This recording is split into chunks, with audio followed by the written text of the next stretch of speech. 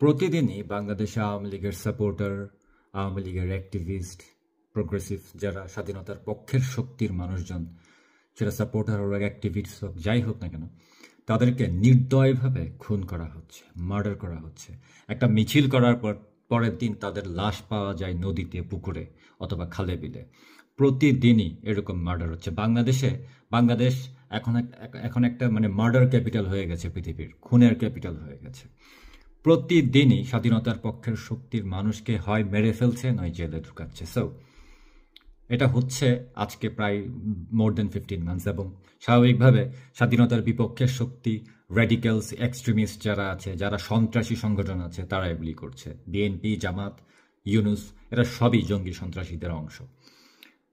আমার যেটা main point এখানে সেটা হচ্ছে যে বাংলাদেশে এতগুলো হিউম্যান রাইটস গ্রুপ আছে, জাতিসংঘের একটা আবাসিক অফিস আছে, বিভিন্ন ধরনের ইন্টারন্যাশনাল কমিউনিটি আছে, অ্যাম্বাসি আছে।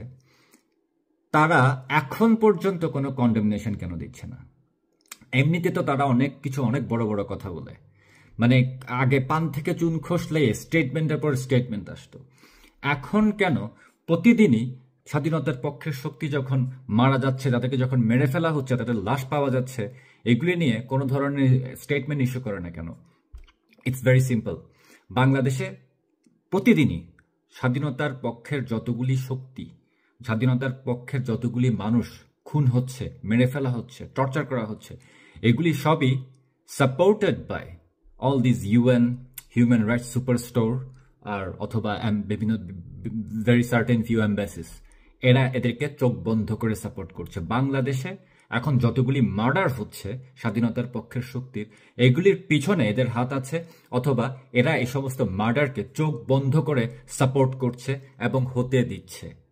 আদারওয়াইজ এরভাবে শেমলেসলি চুপ করে থাকার কোনো মানে হয় না। সো আই থিঙ্ক আমাদের এখন এদের এক্সপোজ করা দরকার।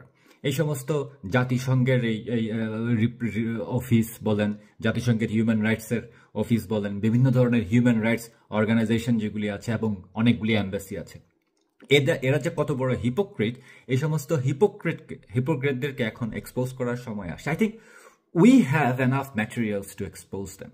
কারণ তাদের মধ্যে অনেকেই অনেক সন্ত্রাসী সংগঠনের সাথে মিটিং টিটিং করেছে গত 1.5 বছরে এবং তারও আগে পরে অনেক কিছুর রেকর্ড তো অনেক জায়গায় আছে, রাইট?